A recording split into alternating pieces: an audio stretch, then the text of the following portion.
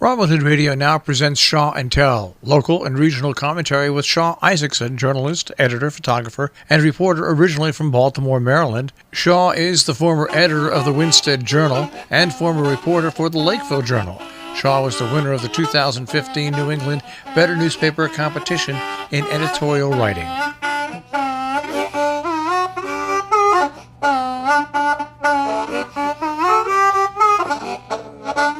Poetry has been around for ages, from the tale of the shipwrecked sailor way back in 2500 BCE to the poetry chapbooks you would find starting in the 1950s, all the way to the poetry publishing houses that are churning out books by writers from all over the world.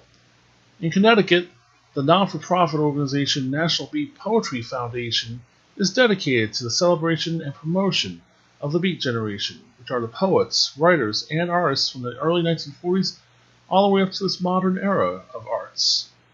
Some of the most famous poets from the Beat generation include Jack Kerouac, Allen Ginsberg, Neal Cassady, and Lawrence Ferlinghetti, the founder of City Lights Books in San Francisco, who just celebrated his 100th birthday a few weeks ago.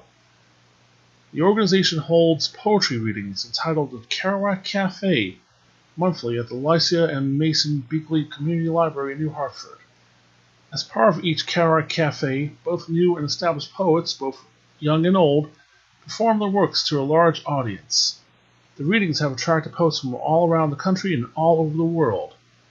For this episode of the podcast, we talked to National Beat Poetry Foundation co-founders Colin Haskins and Debbie Kilday, along with poet Darlene Fernandez and her daughter Divine. Hello, Colin, Debbie, Darlene, Divine, hello. So, how long has the Beat Poetry Foundation been around for? Well, the foundation's relatively new, but the Beat Poetry Festival's 10 years old. And why? And Darlene, once again, you run the poetry over there in Waterbury. Yes, every second Thursday. What was that location again? At 379 East Main Street. Gotcha. Why poetry? Why did you three decide to say, hey, we need to get poetry out there? What was your thought process of trying to get poetry out there? Me? Well, so when I found it, I was 20 years old, and I bumped into a bookstore, and these guys were reading, and all these young ladies were listening. It's kind of why rock stars pick up guitars, because they're way too nerdy without something like that to ever get any girl to say hi to them. So there it is. And Debbie? I was sick and tired of, people judging you when you talk to them about serious issues and they don't agree with you. But in poetry, especially beat poetry, you can say just about anything you want. And no one can really judge you because it's just an expression of you. Darlene? Well, I'm going to piggyback on that and say it gave me a voice. There was a time where I couldn't speak up, and once I started writing, that was my voice, and then I got enough courage to actually recite, and now I create platforms for other people to do so. So, beat poetry. Can you explain what that is? Oh, Divine, would you like to add anything? Yeah. I think that poetry is a nice way to express your feelings in any way that you feel like you can. You can use it in rhyme. You can do it how Mom does it any way she wants. You can write about love. You can write about heartbreak. You can write about anything, really. Now, when you say the words beat poetry, the image might come to mind of, say, Allen Ginsberg, Jack Kerouac, people who are wearing black from head to toe, sunglasses. They didn't do that. They didn't do it. You look at pictures of Allen Ginsberg and Jack Kerouac. They wore button-down shirts with collars, and they were plaids. Yeah, they were very well dressed and respectable, hats and stuff. So that's a stereotype, basically. That's beatniks, which have nothing to do with beats. Beatnik is sort of the stereotype. There's a story of Jack Kerouac going to a beat poetry festival in his hometown, no less, and everybody there with the berets and the striped shirts, and they're snapping, and when he got up, he got booed off stage, the father of beat poetry, because he didn't look like a beatnik. So can you define what beat is? What is beat? to you? It's sympathetic and pure. It's pure expression of one's own feelings, ideas about love, political issues, just what Divine was saying, whatever is important to you as an individual. Would you like to add to that? Well, I mean, it's whatever because everyone has like that inner tune. So I feel like that's, when I do poetry, it's almost like I'm singing. So that's my beat, the sound that comes with my poetry, that's my beat, Gotcha. What do you think of your mom's sound? It depends on what you mean. Do you mean when she does poetry? Yes. When she does poetry, I like the way how she doesn't need a microphone to sound for the whole room to hear her. With a microphone, it's going to be even louder. So I feel like without a microphone, it could be a huge room and the back of the room could hear her. So she has a pretty loud voice, which is very good for anybody who feels like they won't be able to hear her but end up hearing her anyway. Now, all four of you, I know you've done poetry for a long time. I've heard a lot of people's poetry. I've heard a lot of writers, a lot of authors from all walks of life. But what makes good poetry? What is good poetry to all four of you? We'll start with Colin. Poetry, so to get from my concept to writing to then performing it, poetry is it's one of the 7 pillars of the arts. It's damn near sacred to me. It saved my life. Really, well, it saved my life in so much as it gave my worthless life value. And I think I'll leave with that. Debbie? What was the question? What is poetry to you? What is poetry to me? It's an inner song that needs to come out, and the only way to express it is through words. Darlene? What is poetry to me? What is good poetry? What is good poetry? Good poetry is deep poetry. The deeper you dig, the better the poetry is, I feel. Because there's all kinds of poetry, and you can't judge it based on just what do I think is good poetry. My thing is, I feel like the closer I feel to you after you're done, that makes good poetry for me. Fine. Good poetry is good poetry to me is when you express how you feel. You don't express how others feel. You don't express how you think others will like it. You express what you think, what you feel like you should say. Gotcha. So can anyone do poetry? Now they have people going in for poetry degrees at colleges, and they have PhDs for poetry, and people think they have to study rules of verse and all these different things to be a poet. I mean, yes, I see Darlene right here wants to answer that. Because there's different kinds of poetry styles of writing, but then there's spoken word. What I do is spoken word, so it's more free verse as opposed to, there's less rules. So there's the free write and, spoken word, and then there's like haikus and, there's a form to poetry. That's what you mean. They study forms, they study names of types of poems. Do you need to do that? No.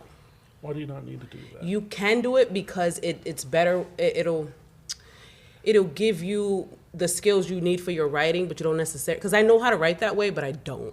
Like when it comes to the 30-30, which is National Poetry Month, where you write a poem a day, it's helpful to get those juices flowing. But when it really matters, and I get down and I write my feelings and I write a poem that I'm going to perform, that's not going to work for me because of my style, Gotcha. How about It's the reason why we have the Beat Poetry Foundation, because it was too stiff. It was too stiff for us. People spend their whole lifetime following the rules and memorizing the rules, and it seems like there's some kind of creativity missing from their voice. National Beat Poetry Foundation. Can you guys tell me about What is the foundation? How long ago did you guys found it? Like Colin said, the Connecticut Beat Festival was started in 2008, and then through the years, it just kept evolving. People wanted to be a part of the beat movement, and there was a resurgence of interest. In 2015, Colin and I restarted what we call the Beat Poetry Festival. And in 2016, we incorporated the Beat Poetry Foundation and all its festivals, the national festivals, the international festivals, and our Kerouac Cafe. Gotcha. So you've been holding this in New Hartford Yes. at the Beakley Library for how long now? Since 2016. Gotcha. So, and I know you come up here quite a lot, Darlene, from I do. Waterbury. So why this place? Why New Hartford of all the Well- places in Connecticut? So we were in Middletown for over 20 years, almost 25 years, and that's where in New Hartford, Middletown and Hartford is where the original poetry festival took place. The original Connecticut Beat Poetry Festival, and it was stretched over 8 days. Why New Hartford? It was easy because I moved here, and it got to be a very long drive. And other reasons, board of directors, corporate rules, things like that. We approached the Beakley. We just walked in out of the blue, and they embraced it from day one. Can anybody walk in? I mean, say for example, they don't have a poetry manuscript, they don't have a chapbook, they don't have a book. Can they just walk into either, Waterbury or New Hartford and read? Sure. Yes, We welcome everyone from all walks of life and all ages. we had a baby here today. How old? Weeks. Weeks old. How young have you had the reader? How old have you had? What's your youngest and the oldest that you've ever had? We featured a reader here, and Debbie and I were just talking, and we decided we're going to do a youth program. We featured a 6-year-old girl here as a feature poet, and she dropped out. I mean, she brought the roof down. It was amazing. Darlene? I have hosted youth programs and I have children. So the youngest is 3 because I have a 3-year-old. My event is a little different. It's I have an open mic which is open to all talents. It's not just poetry. So I have singers, I have rappers, I have dancers, I have all kinds of stuff in my event. Mine's is more of a nighttime thing. So, all things considered, why do you think it's important to celebrate poetry and culture and talent, especially in local, events like this? Why do you think it's important? I think it's very important, especially for the youth, for their development. I always say it's better to get to the youth because you can teach them and guide them. An adult is a little harder to guide them. They have to actually want to. With kids, it's a little different. So I run programs in Waterbury for kids, open mics. I'm part of a nonprofit called Make 'em Believe. So we work with the youth a lot in Waterbury, and that's important. Have you gotten a lot out of it, Divine? Of going to these events. I go to most of these events with the Make 'em Believe, and she also does an event at a place called In the Cut. It's in Waterbury, and I love it there. It's amazing, but I like the way that my mom doesn't always just think of poetry. She also thinks of other kinds of art. She doesn't just think of the adults. She also thinks of the youth. So she thinks that both of them can do all kinds of art, as many as they can think of. So, was that the secret? To remove the barriers of age? I think she nailed it. She just expressed it, I think, better than any of us 3 here did. It's important to have art in our lives Yes. because there's so much in the world of negativity. We want to dance, we want to sing, we want to That's right. recite poetry. I Yes. guess. Do you think it's all poetry? Is this a resurgence, or do you think it's always been there? I think the beat's always been there since it was created in the 40s. I used to think that we dusted it off and brought it back, resurgence. But the more I look into this, I don't think so at all. I don't think it ever faded. I think it's more alive now. I don't think it had an ending point. I think it had a start with Kerouac, Ginsberg, and Burroughs, but it's going on. Most of the other groups live the legacy of Kerouac and Ginsberg and Gregory Corso, William Burroughs. But we have created a new generation of beat poets. That's the difference. Anything else you would like to add to that? Well, it's important. The new generation is always important because they always add something new. And this is not a new thing, because writing has always been there. Like, everyone has a diary, So the writing and just expressing it, it's helpful for me and for the people that I've spoken to. It's therapeutic, actually. Is there anything you all would like to say to encourage people to come down to your events and participate, take part? Well, my event is once a month, and it's more like let your hair down and let it out. Let it all out. You go up there, you go on the open mic and express yourself however you express yourself, or not, just go and support. I encourage people to come out and listen. It's, like I said, it's therapeutic. So it's important to get out and congregate in that manner, And there's different open mics as well. I don't only go to my open mic, I go to other open mics in Bridgeport and Hartford, and so I do it quite often. And Chicopee and Mass, New York, worldwide. We're everywhere. So it's not just in Waterbury No. and New Hartford. No. We're talking all over the place. There's open mics Actually, and poetry. Colin and I have branched out. We have expanded this idea, and people have embraced it from all over the world. They've come here to New Hartford. People from Greece and people from Sweden and Dominican and I've seen people from all over the world at your events. amazing. Not just all over Connecticut, but we're talking it just all over goes to show America and that the no world. matter where you are from, they're looking for something, and we're providing that. Very good. Canada's coming. Canada? Our next international beat poet laureate is from Canada, and of course Darlene is our Connecticut beat poet laureate. Yes. Should mention that. Yes, I am, until 2020. Yes. How's that feel? How's that make you feel? It feels amazing. At first, they were like, "You're gonna be beat poet." I was like, "Yay! What do I do?" I don't know, but it's awesome because, I got to meet them through Arnell, and it's been amazing ever since. We've become friends. So it's a family, correct? Definitely family. Correct. So we keep in contact outside of here. Definitely do. Is there anything else you want to add? I want. Do you think Ryan should Her finish this? to- Yes. Yes. Is I there want anything you'd like to end add? it. Want to say to end this? She's a singer. Question. You have a question? You have a question? No.